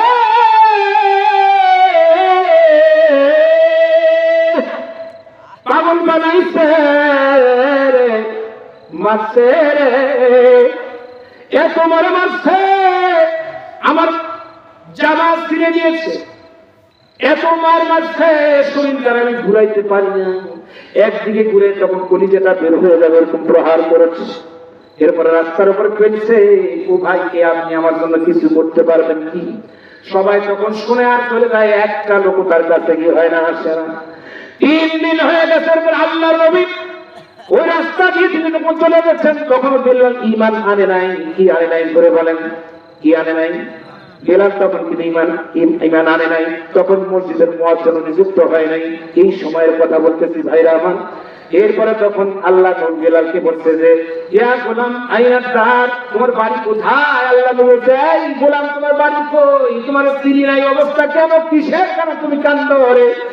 আল্লাহর নবী যখন কাছে বসে গেছে বেলালের কাছে, বসার পর আল্লাহ নবী বেলাল করছে না, বেলাল নবী করছে না। ভাইরা আমার, এই ঘটনাটা আসছে বর্ণনা করা হয়েছে। মা ইসমুহু, তোমার নাম কি? বলছে আনা বেলাল। আমি 10 মিনিট কথা বলে শেষ করে দেব। রাজি আছেন? আপনার এই ঘটনাটি শুনবেন সংক্ষেপে? মাশাআল্লাহ। ভাইরা আমার, এরপরে তখন বেলাল তখন বলছে আনা বেলাল, আমি বেলাল। তোর বাড়ি কোথায়? বলে ইথুপি আমার বাড়ি।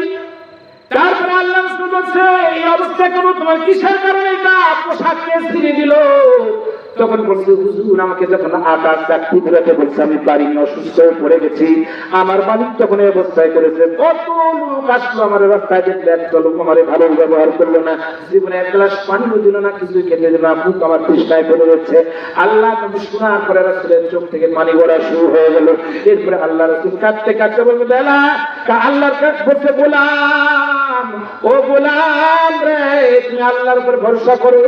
বেলাল হাসতে তার বলছে কত লোকগুলো ভরসা করো, সবাই চলে গেল, কিন্তু আমার একটা গ্লাস পানি দিয়ে কেউ তো সাহায্য করতে পারলো না। হারে আল্লাহ নবী তখন ওই ঘর সে তৎক্ষণাৎ চলে গেল বাড়ি থেকে। বেলাল পিছন দিক থেকে বলছে মুরব্বি, আপনার চেহারা আমি দেখলাম মক্কা মদিনার ভিতরে, এত সুন্দর চেহারা আমি এ পর্যন্ত দেখি নাই, দর্শন করি নাই। আপনার এত সুন্দর মিষ্টি ভাষা জীবনে আমি দেখতে পারি নাই, এরকম সুদর্শন সুন্দর চেহারার মানুষ আমার জীবনে মক্কা মদিনায় আসি নাই। আপনি তো চলে গেলেন, তাদের মধ্যে কথাও বললেন না, আল্লাহ নবী কথা না বলে হৃদয়ে হৃদয়ে অন্তরের মধ্যে আঘাত লেগেছে, বাড়িতে দৌড়তেছে। দরজার পরে বলছে আয়েশা রে, ও আয়েশা তাড়াতাড়ি রে, এক গ্লাস দুধ দে, পানি আছে তাই দে, কুরমা খেজুর আছে, চা আছে ঘরে তাই দে। আয়েশা কান্দায় বলে হুজুর 3 দিন আপনার ঘরে কোনো খাবার নাই, কোনো ব্যবস্থা নাই, কি আমি আপনার দিব? আপনি তো 3 দিন সফর করার পরে বাড়িতে আসলেন, হুজুরে আসছেন, কিন্তু দুঃখের বিষয় আমি আপনাদের কি দেবো? কিন্তু হুজুর একেবারে নাই বললেও ভুল হবে, পাশের বাড়ির কিছুক্ষণ পরে মাকে 1 গ্লাস দুধ দিয়েছে তারা, আর 2টা খুরমা দিয়েছে। আল্লাহ বলছে তাড়াতাড়ি দে, তাড়াতাড়ি দে রে আয়েশা। নেওয়ার পর আল্লাহ রাসূল বেলালের কাছে দৌড় দিয়েছে, দেওয়ার পর বলছে ও ভাই গোলাম, এই দুধটা রেখা। আল্লাহ রাসূল 3 দিন ক্ষুধার্ত, তারপর নিজে না খেয়ে তার ভাইয়ের জন্য গোলামের চেহারা দেখার পরে চলে গেছে। ভাইরা আমার, এরপরে যখন দুধটা খাইছে, দুধটা খাওয়ার পরে কুরমাটা খাওয়ার পরে সুস্থিরতার সাথে আল্লাহর কাছে প্রশংসা করেছে। এরপরে বলছে এখন তুমি কি কোনো দায়বদ্ধ আছো? বলে হ্যাঁ আমি গোলামের কাছে দায়বদ্ধ আছি। আল্লাহ নবী বলল তোমার মালিকের বাড়ি দেখে দাও, তোমার জন্য কতটুকু কি আমি করতে পারি। গোলাম পিছনে পিছনে যায়, আল্লাহ রাসূল আগে আগে হাঁটে, আর পিছনে পিছনে গোলাম যায়। এরপরে চলে গেছে। যাওয়ার পরে কামরা যখন খুলেছেন, কামরার দরজার ভিতরে তখন দেখতেছেন আটার চাকরি পড়ে আছে, আটার চাকরি পড়ে আছে, আটা অর্ধেক পিছানো হয়েছে আর অর্ধেক হয় নাই। ভাইয়ের আমার, এরকম অবস্থায় যখন আল্লাহ রাসূল বলছে ও বেলাল তুমি অসুস্থ মানুষ, তুমি এটার চাকা ঘুরাইতে পারবা না, তুমি বিশ্রাম নাও, তুমি এই কক্ষের ভিতরে পাশে আমার যাতায়াত পাশে ঘুমিয়ে যাও। বেলাল কি বিছানা আল্লাহ নজর রাসূল নিজে হাতে করে দিলেন। ভাইরা মা, আদর্শ বললা কাতে কানা লাকুম ফি রাসূলিল্লাহি উসওয়াতুন হাসানাহ কাকে বলে দেখেন। এরপর বেলাল শুয়ে গেছে, অসুস্থ মানুষ, ক্লান্ত মানুষ। আল্লাহ রাসূল বলছে জ্বর আসছে, তোমার শরীরে কাঁপ আসছে, তোমার তো কোনো কম্বল নাই, কাপড় নাই। আল্লাহ রাসূলের গায়ে একটা চাদর ছিল, চাদরটা বেলালের গায়ের উপরে দিয়ে দিল। সুবহানাল্লাহ বলেন। ভাইরা যাওয়ার পরে তখন আল্লাহ রাসূল তখন চাকা ঘুরানো শুরু করলো। গোটা রাত চাকার উপরে একদিকে অশান্তি, ক্ষুধার্ত নবী রে, আরেকদিকে বেলালের অসুস্থ। আহা, এই অবস্থা আল্লাহ নবী যাতার উপরে টান দিতে দিতে, যাতার উপরে কোন সময় আসে যে পড়বে কঠিন অবস্থার উপরে পড়ে যাবে, হুজুর খাবে। কিন্তু আল্লাহ রাসূল হক আদায় করার জন্য, তার ভাইয়ের হক আদায় করার জন্য যাতায় হাত দিতে এক পর্যায়ে রাতের পর রাত, ঘন্টার পর ঘন্টা শেষ হয়ে যাচ্ছে। ওই সময় তখন যখন আযান মুয়াজ্জিন দিবে দিবে এই অবস্থায় হযরত সাইয়েদনা বেলাল ঘুম থেকে উঠে গেছে। উঠার পরে দেখতেছে চাদর আল্লাহ নবী যেটা গায়ের উপরে দিয়েছিলেন চাদরের এক জায়গায় ছেঁড়া আছে। ছেঁড়া দিয়ে দেখতেছে আল্লাহ রাসূল এত সুন্দর মানুষ আমি জীবনে দেখি নাই। আল্লাহ রাসূলের শরীরে ঘাম গুলো করে করে পড়ছে। বেলাল বর্ণনা করে মনে হয় একটা মুক্তার দানা জমি স্পর্শ করছে। আল্লাহু আকবার বলে ভাইরা আমার, এরকম অবস্থায় যখন আল্লাহ রাসূলের সিদ্ধ দিয়ে ওই সিরা চাদর দিয়ে বেলাল দেখতেছে, দেখতে দেখতে বেলাল আর সহ্য করতে পারে না। আরে এত সুন্দর মানুষ হয় না, এত সুন্দর চেহারার মানুষ জীবনে জিন্দেগিতে কোনোদিন আমি দেখি নাই ভাইরা আমার। এরপরে তখন বেলাল রাদিয়াল্লাহু তাআলা থেকে উঠার পরে বলছে, হুজুর আপনি কে? আপনার বাড়ি কোথায়? আমি চিনি না, আপনি কে? এই বিপদের দিনে আমার সাথী আপনি হয়েছে। আপনি যদি পরিচয় না দেন, আল্লাহ রাসূলের পরিচয় দরকার নাই। আল্লাহ নবী বললেন যে না না না, বেলাল বলছেন না না, আপনি যদি পরিচয় না দেন আপনার কদম ধরছি আমি কদম ছেড়ে দেব না। ও আল্লাহ রাসূল, আমার মনে হয় তুমি আল্লাহ রাসূলের চেহারা দেখেছেন। আমার মনে হয় মক্কা মদিনাতে এরকম কোন লোক দেখিনি, কিন্তু আমার মনে হয় বিশেষ হচ্ছে এটা আল্লাহ নবী ছাড়া অন্য কেউ হতে পারে না। সঙ্গে সঙ্গে যখন বললেন বেলাল রাদিয়াল্লাহু তাআলা আমাকে পড়ায় দেন আশহাদু আল্লা ইলাহা ইল্লাল্লাহু ওয়া আশহাদু আন্না মুহাম্মাদান আবদুহু ওয়া রাসূলুহু।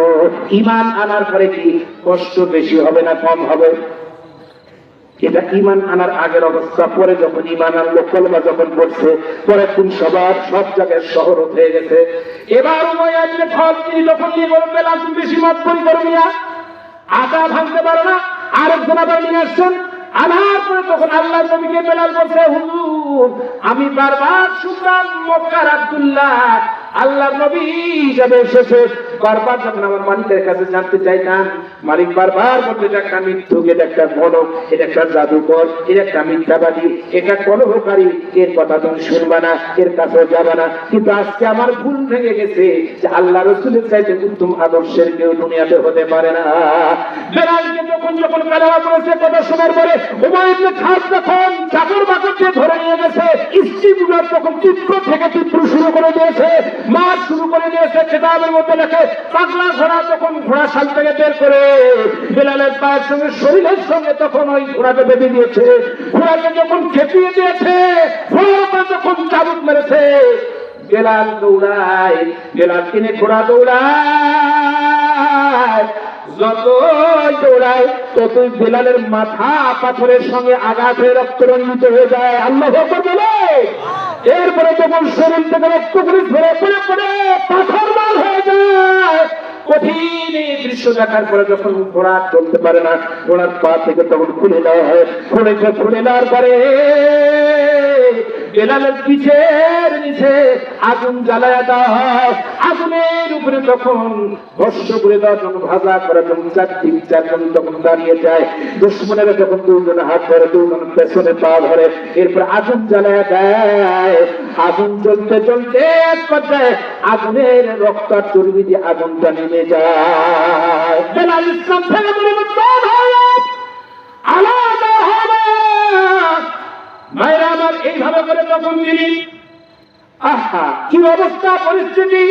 এরপরে যখন বেলাল আর চলতে পারে না, ঘোড়াও যখন চলে না, ঘোড়া রক্তাক্ত অবস্থা নিয়ে ধরো পাহাড়ের কাছে, তখন তার দুই হাত টেনে ধরা হতো। পাহাড়ের টেনে ধরার পরে দুই হাতের তালুর মাঝখানে যখন এইভাবে করে বড় বড় গুলমা গুলি বড় বড় এইভাবে পেরেক গুলি মেরে দেওয়া হতো। পেরেক মেরে দেওয়ার বলতে এখনো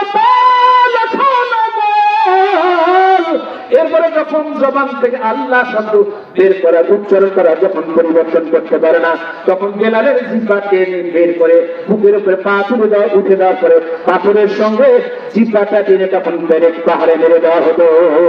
ভাইরা আমার, এই জন্য বলছেন আল্লাহ রাসূলের একটা হাদিস আমি বলে শেষ করে দেব। খুবাইব রাদিয়াল্লাহু তাআলা হুজুর পাক সাল্লাল্লাহু আলাইহি ওয়াসাল্লামের কাছে তিনি আসলেন। আসার পরে কাবা শরীফে আল্লাহ রাসূল বিশ্রাম ফরমাচ্ছিলেন। হঠাৎ করে বিশ্রাম করতেছিলেন, এমন একটা আমাদের এই পর্যায়ে তখন আসলেন। আসার পরে বলেন, হুজুর আমরা কত মার খাবো, মার খেতে খেতে সব শেষ হয়ে গেল। সুমাইয়ার মতো মহিলা জীবন দিয়ে দিল। তারপরে এরকম ভাবে আরো সাহাবায়ে কেরাম খুবাইব খাব্বাব সবাই শেষ হয়ে গেল, কত মার খাবো, আপনি কি করবেন বলেন? আমাদের আর কত মার খেতে হবে, তারপর ইসলামী বিজয় হবে। আল্লাহ নবী বললেন, এমন একটা সময় ছিল রাষ্ট্র শক্তি, রাষ্ট্রের যারা প্রধান ছিলেন, যারা দায়িত্বে ছিলেন, এমন বিচার বিভাগ ছিলেন, তারা কি জানো সবাই, তুমি কি এটা বুঝো নাকি? বলে হ্যাঁ, আপনি বলেন কি? তোমার থেকে আরো কষ্ট দিয়েছেন তারা, কষ্টের সাগরে আগুনের উপর পা দিয়ে পেরিয়ে আজকে ইসলাম পর্যন্ত পৌঁছে গেছে। বলে সেইটা কি? ওই পুরুষদেরকে ধরে নিয়ে আনা হতো, বিচার বিভাগ তাদের বিচারের সানি করতো, রায় করতো, তারা ইসলাম থেকে আলাদা হতো না, তাদেরকে ওই সমস্ত পুরুষদেরকে ধরে নিয়ে আসা হতো। আনার পরে জমিনের ভিতরে কবর করে দেওয়া হতো, কবর খোঁড়াতো, জিন্দা মানুষের কবর দেওয়া হতো। এরপরে তখন বুক পর্যন্ত ঘেরে দেওয়া হতো, আর মাথার সাইডটা বের করে রাখা হতো, পাথর দিয়ে চাপা দিয়ে কবর করে দেওয়া হতো। এরপরে তখন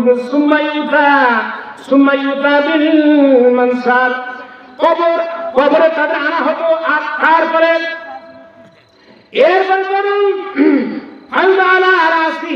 মাথার উপরে করব ধরা হতো। অর্ধেক মানুষরা পাথরের ভিতরে, অর্ধেক মানুষরা পাথরের উপরে। এরপরে তখন ওই পুরস্কারের মানুষের উপরে, তবে ইমানদারের উপরে করদ আনা হতো, ধারাল করদ ধরা হতো। করদটা এখন টানে নাই, এই অবস্থায় করদ আনার পরে ভাইরা আমার তারপরে জীবিত মানুষটাকে করদ দিয়ে দুই দিকে টান দিতেন। এরপরে এই জিন্দা মানুষটাকে আলাদা করে দ্বিখণ্ডিত করে ফেলে দিতেন। তারপরে মা এসুদ্দু জালিকান দিনিহি, তারপরও তারা জীবন দিয়েছেন, এক চুল পরিমাণ ইসলাম থেকে তারা আলাদা হয় নাই। এর নাম হলো ঈমান। আল্লাহ পাক আমাদেরকে ঈমান আনার পরে আমল সালেহ করে আমল করার তৌফিক দান করুন। সকলে বলে আল্লাহুম্মা আমিন। আমি বিগত এতিহারিতে মনে হয় 3 বছর নাকি